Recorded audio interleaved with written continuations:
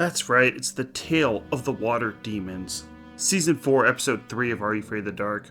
That was inspired by the movie The Fog by John Carpenter. I love John Carpenter's movies, but I haven't seen The Fog. I did watch the trailer and read about it though, and yeah, I can see the parallels.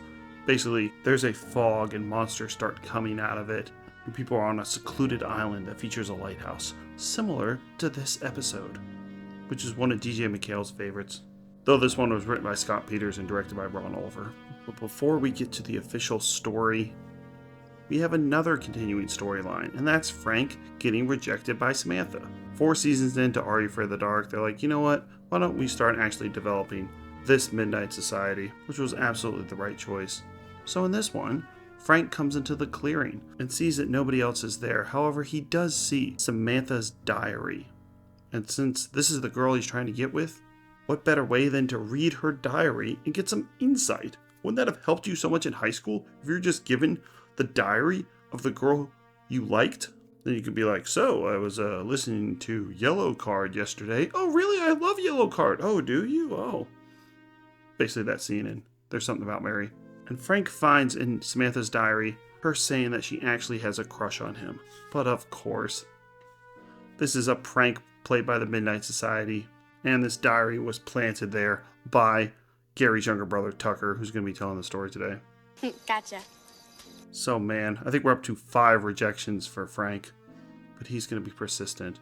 And I'm glad they're continuing this storyline. Don't worry, Gary will get a little bit of a comeuppance at the end.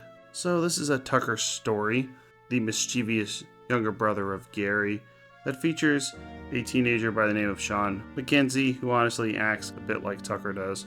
Sean's been getting in trouble, he's a bit of a bad boy, and his mother sent him to spend the summer with his strict uncle and his cousin Dean Wilson. And apparently his cousin Dean has a real job. He works the cash register in this small convenience store, and Sean begins eating the candy bars in this store and doesn't want to pay for them because, man, he's so bad. He also wonders where all the chicks are. It does seem like this episode was written with characters that seem like they should be 15 or 16 rather than 12 or 13. How many 12-year-olds are working the cash register by themselves, by the way? There's no adults in this store. At a convenience store? Not many. In fact, that might be breaking some child labor laws. So while the casting is okay in this, Sean sometimes comes off as intimidating and other times just shouts for absolutely no reason. There's another one that would have benefited from having 15, 16, 17-year-olds instead of 12 and 13-year-olds. After all, they do have real jobs. Dean tells Sean that he needs to make a delivery to the Westchester mansion, and he doesn't want to go there alone because it's very spooky. It's where Captain Abraham Westchester lives, and he's rich, but he made his fortune stealing from others. Specifically stealing from sunken ships around the world. So I guess he would do some diving, go into a shipwreck, and take the treasure from that shipwreck and then sell it.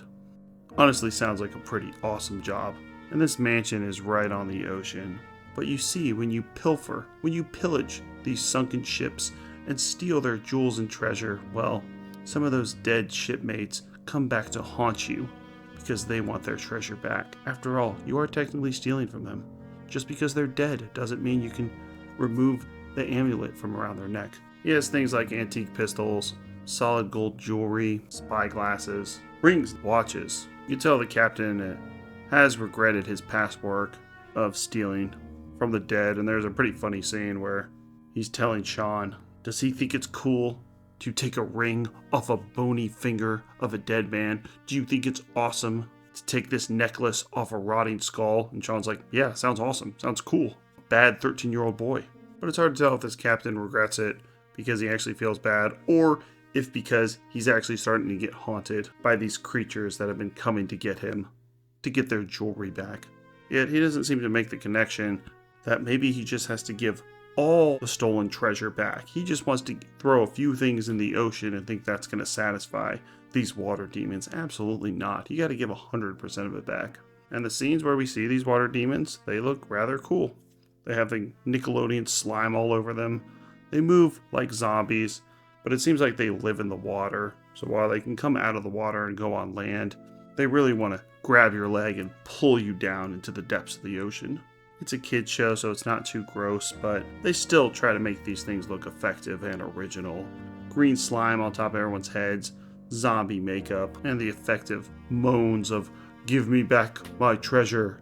And so it's actually the kids that come to the conclusion that this captain has to get back all the treasure. He can't figure this one out on his own. But luckily they have Dean, the responsible one, the 12-year-old who's making minimum wage.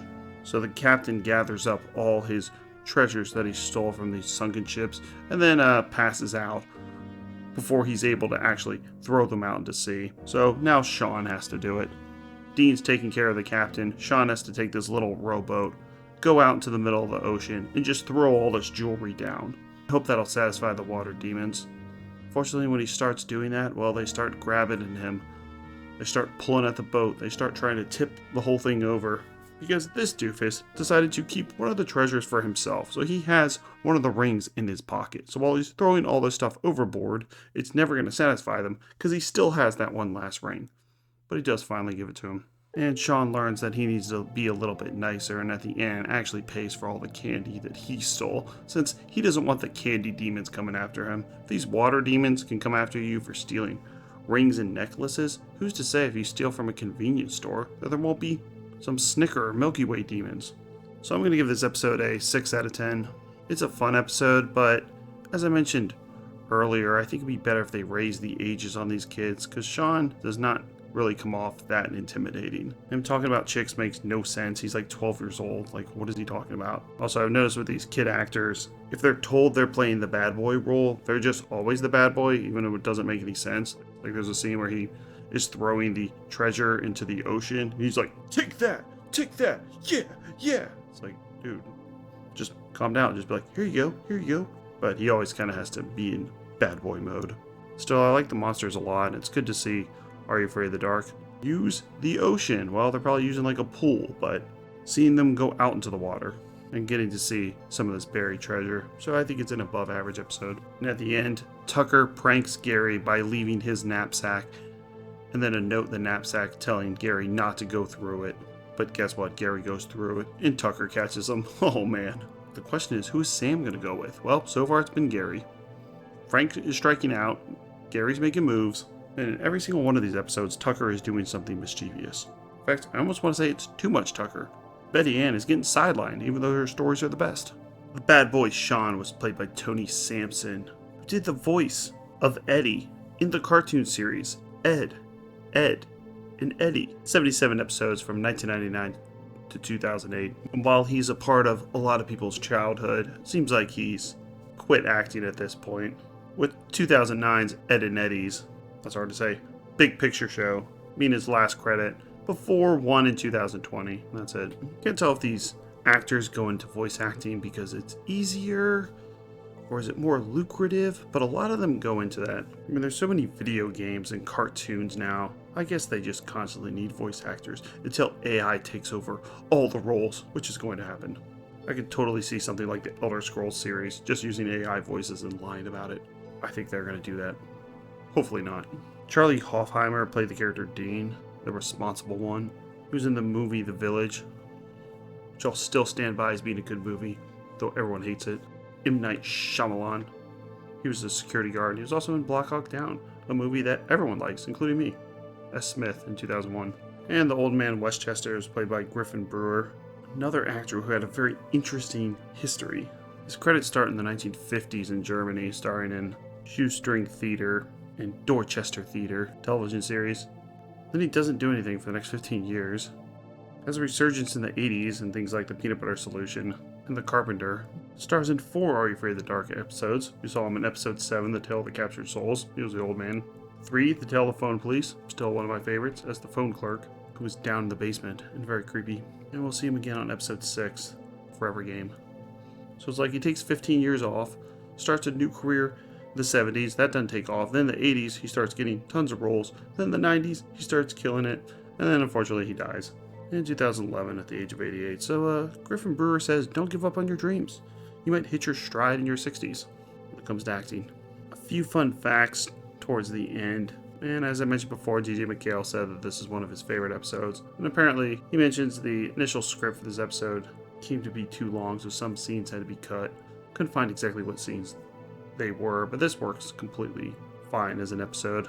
They don't throw in too many characters or subplots, and of course, it's a reference to John Carpenter's The Fog. Next up, our first two-parter, The Tale of Cutter's Treasure. They're experimenting with a lot of stuff in Season 4, and I'm here for it. Also, do we get 2 pirate episodes in a row? Well, I guess 3 technically, because they're going to be Tale of Cutter's Treasure 1 and 2. And we get another appearance of Dr. Vink and Sardo in these episodes. Check out our playlist for the other series that we covered of Black Mirror, Tales from the Dark Side, Monsters, Fear Itself, Are You Afraid of the Dark, Twilight Zone. We cover every single episode in all those anthology series. Memberships are now open. Thanks a lot.